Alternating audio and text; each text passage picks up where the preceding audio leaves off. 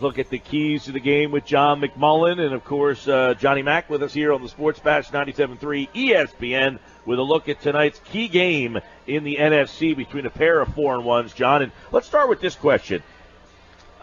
4-1, Philadelphia on the road on a Thursday night. If they lose this game, do you think questions start to rise about this team? Well, I think from some people, certainly, because anytime you lose a football game in this league, there's only 16 of them, people are going to push the panic button. But I think if you look at it logically, no, I don't think I think if the Eagles lose tonight, they're still a pretty good football team. I think if they win tonight, the hype train really starts to roll, and then you might even start seeing the initials SB. I don't want to say the word, but it's really going to take off. It's a tough situation. I talk about it all the time. First of all, Thursday night games, nobody likes them. But it's even worse for the road team, obviously. You have a pretty big advantage if you get to stay home at least. So that's part of it. We talked about the Lane Johnson aspect on the short week, not being able to get through the concussion protocol. We know this team's success with him versus without him. That's part of it. And then you look at the matchups and the fact that Carolina's a pretty good football team on top of it. And maybe if the game was in Philadelphia, things would shift towards the Eagles, but it's in Charlotte, and they got some good players too.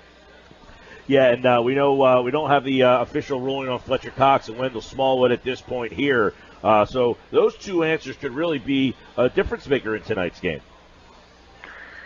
Yeah, I mean, more so Fletcher, and that's not a shot at Wendell because I think he's important to that running back by committee. But I think if you look at it, this might be the best linebacking crew in football Carolina brings. So I thought, as good as the Eagles have been running the football in recent games, I think this is going to have to go back to more of the first couple weeks where they threw it to win the football game. I don't like that matchup with Luke Kuechly, obviously, Thomas Davis, Shaq Thompson against the Eagles running back. I think that's advantage Panthers. So I think this one's got to be on the passing game. I know a lot of people hate to hear that, but I think that's where the Eagles are going to have to go out and win this football game. And if they do, I mean, how do you like that matchup with Alshon? Hasn't had that breakout game. 7 for 93. He was his biggest game so far. Saw Torrey with the big one last week. Nelson has kind of been maybe one of the most consistent wideouts. And then, of course, Zach Ertz as the tight end has been one of the best in the league. How do you think the Eagles' weapons match up with this secondary? They're pretty good on both running, stopping the run and the pass. Yeah, I mean, statistically they're good, but I think if you look at them, the strength of their defense is the front seven. It always has been, but even more so now in the post-Josh Norman era. When you look at Bradbury and Worley at corner, they're okay developing players, but certainly not what they once were. Zone-based team. So I think, the Eagles have had some difficult matchups recently in the secondary with Josh Norman and Washington, Patrick Peterson. You don't have that kind of player with Carolina any longer. So I think if you just look at it from that standpoint and say, okay, who's really, really good on Carolina? It's Kuechly and Davis and the guys up front, and who's maybe not all that great? The guys in the defensive backfield.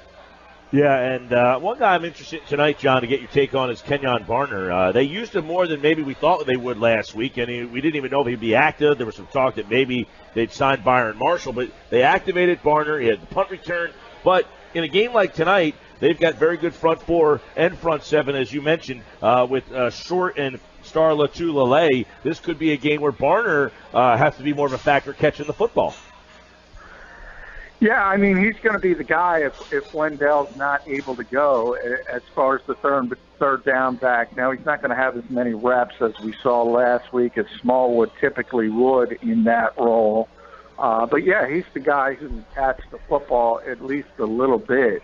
So if you want things out in the flat and things of that nature, it's probably going to be Barner more than LeGarrette Blount or Corey Clement.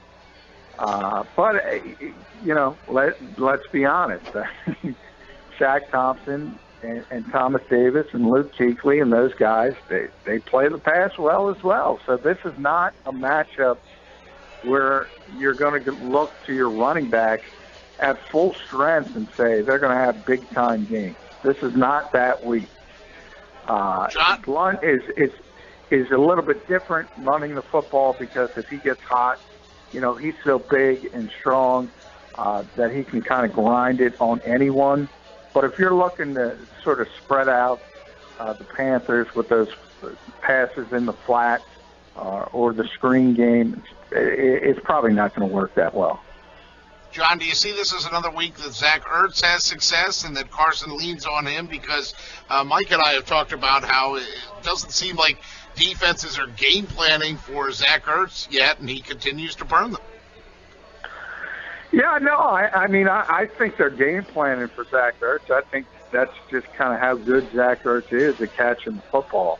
I don't know why people in Philadelphia won't accept that. But for whatever reason, they're always surprised when Zach puts up big numbers, even though he consistently puts up big numbers when compared to other tight ends. There's only a few guys in this league that you can look at and say they're better receivers at that position than Zach Ertz. One of them would have been Greg Olsen for the Panthers, but he's not there. He's out. So that's a big advantage. Maybe a Travis Kelce. Even a Jimmy Graham is no longer the player he once was. Yeah, what happened to him, man? Very small list. What happened to Jimmy Graham?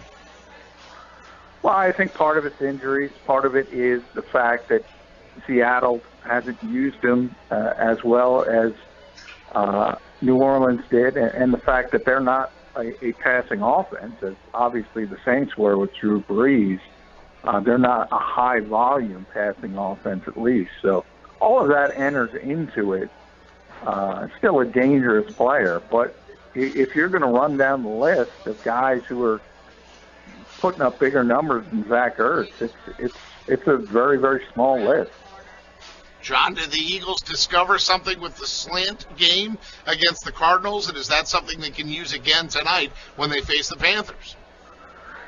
Yeah, they were really good with the slant against the Cardinals, which surprised me because on paper that didn't look good. So it always says, you go into a game and say, I just mentioned about the Panthers linebackers, and on paper it doesn't look good, but you could have said the same thing with the Cardinals and some of their players in the defensive backfield, with Patrick Peterson and Tyrann Mathieu specifically. And the Eagles were able to win at the line of scrimmage, which was a big surprise to me.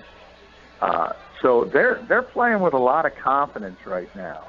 It starts with the quarterback and sort of trickles on down. And maybe they're kind of feeling it, and maybe they can do things against anyone. We'll see how it shakes out. But if you're looking for the logical path, to me, it's got to be, you got to take advantage of the defensive backfield of the Panthers more so than the front seven. Yeah, and we're talking with John McMullen, 97.3 ESPN.com. No Ricky Manning Jr.'s back there this year? They probably got better players than that, which tells you that anybody can jump up in this league and hurt you at times. The consistency, though, is what sets the great players apart. I don't want to downplay Kurt Coleman. Obviously, Eagles fans are very familiar with him. It's one of the safeties. As I said, they have very young corners who have talent. But they're not Josh Norman, and they're not certainly Patrick Peterson. And the Eagles, hey, they handled their business pretty well last week, but that's a home game. This is a road game. This is a short week, the short preparation time. We haven't even gotten into the Eagles' defense versus the Panthers' offense. It's an interesting matchup, and it's two good football teams, as evidenced by the 4-1 records coming in.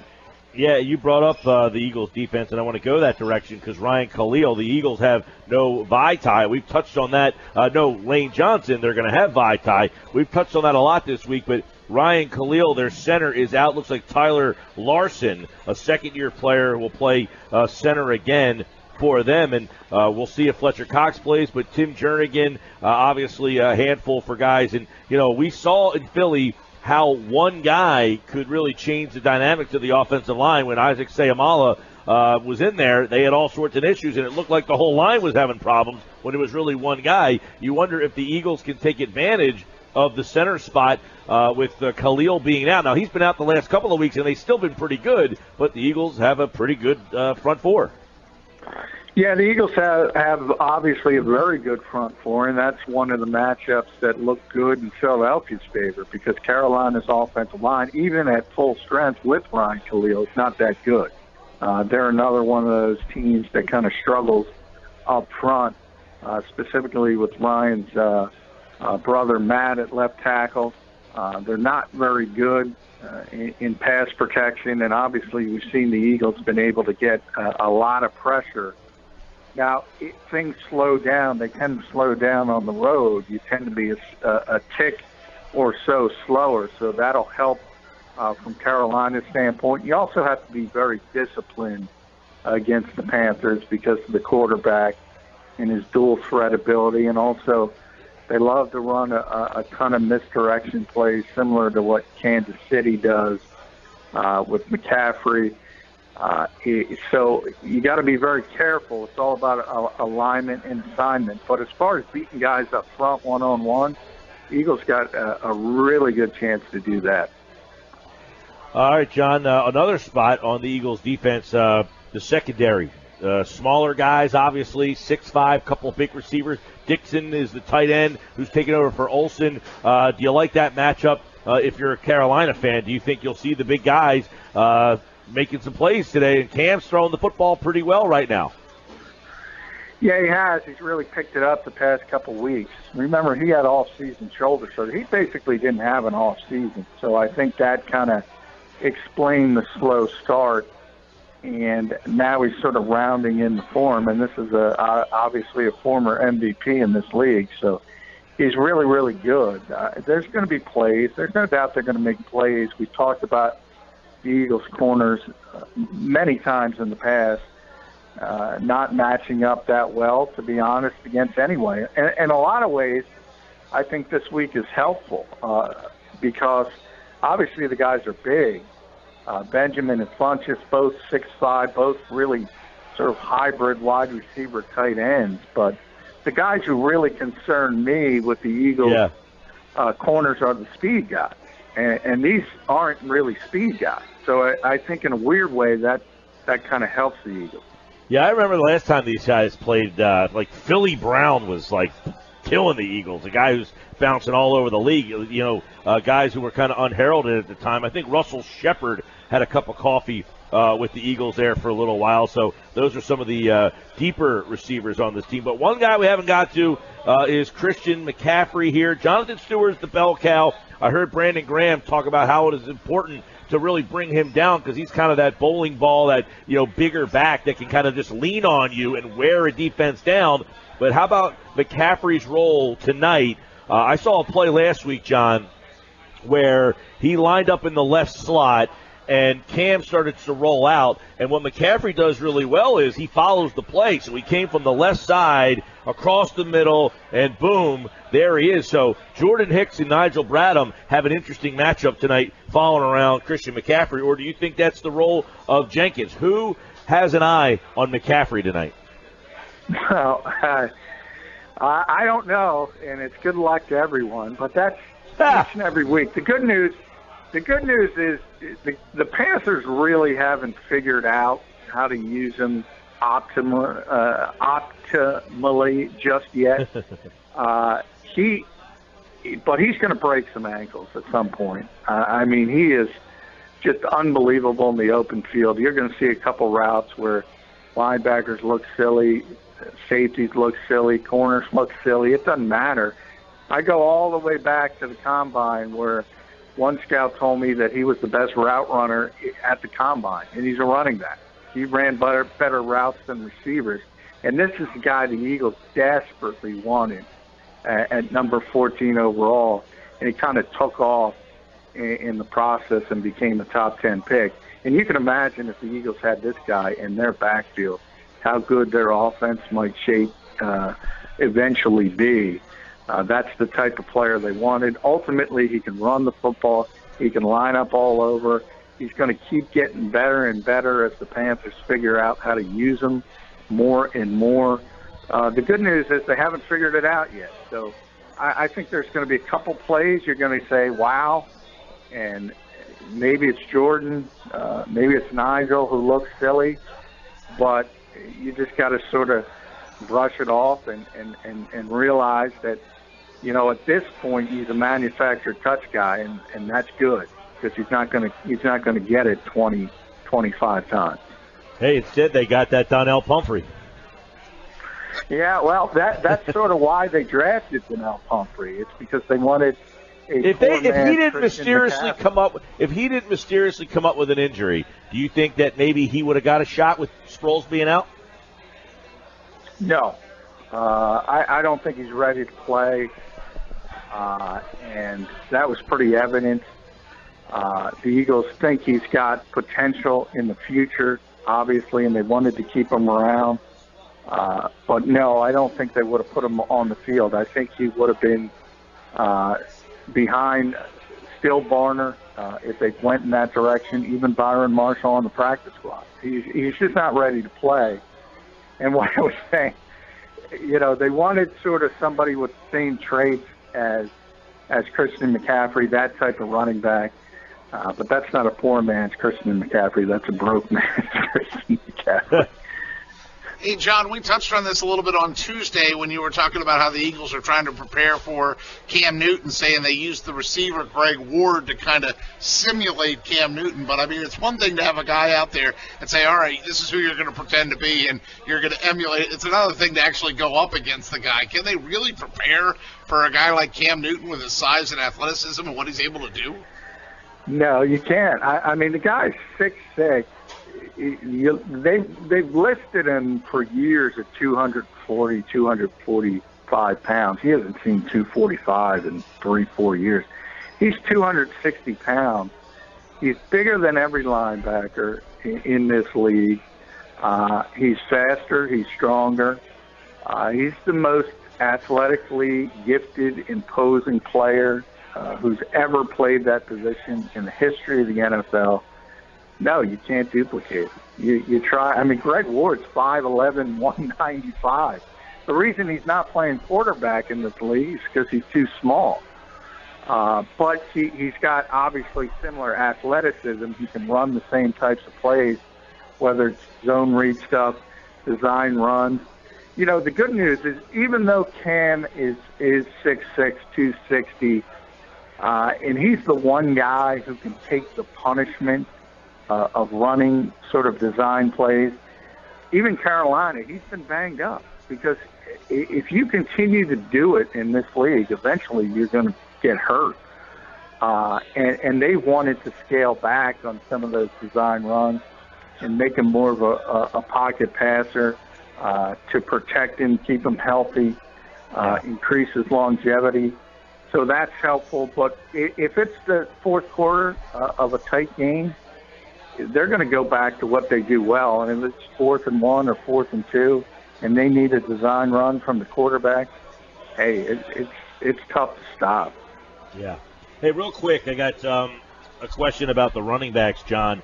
If it's 3rd down and a back needs to stay in the backfield to block for the Eagles, who's their guy they depend on or trust the most in that role? Because it was Sproles, and I don't know who it was after that, but they're down another guy. So who is kind of the guy that they trust the most to block in the backfield?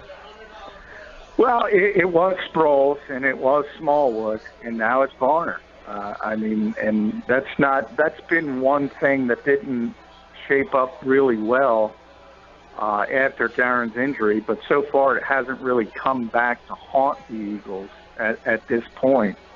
But I believe it will be an issue at some point in some game. You're going to see a guy missing a block because the Eagles really don't have a running back that can fill that role right now. And you got to be cautious because obviously the face of the franchise is sitting back there, and that's one of the reasons Darren Sproles was so valuable. Everybody thinks about the obvious stuff and his ability to make plays and his ability to return punts and his ability to catch the ball out of the backfield. They don't think about those things that don't jump out on you, and one of those is pass protection, and the Eagles don't have anybody to fill that role. All right, Johnny Mack, how about give us your pick for tonight? How do you see this one playing out? Well, hey, Thursday night on the road, as I said, very tough situation with the lack of preparation. Then you add on top of it Carolina's unique offense on a short week. So it's not like a typical traditional offense where you can rely on a normal game plan. This is a team you really have to dive in deep to defend. Eagles just didn't have the time to do it. To me, this is a logical loss. They're not going to go 15-1, so I wouldn't panic. But I have Carolina winning the game 27-20. 27-20 is the pick from John McMullen. And don't forget, Pick the Perfect Score is coming up in 1 hour from now. You can win $300. John is not eligible, but we'll hear from John in the countdown to kickoff tonight with Joe Kraus live at the Rusty Nail. Joe will be there. John will be chiming in, and we'll have the latest on the inactives and more coming up tonight during the countdown to kickoff show. John, we'll be listening to you on our drive home, pal. All right, thanks, guys.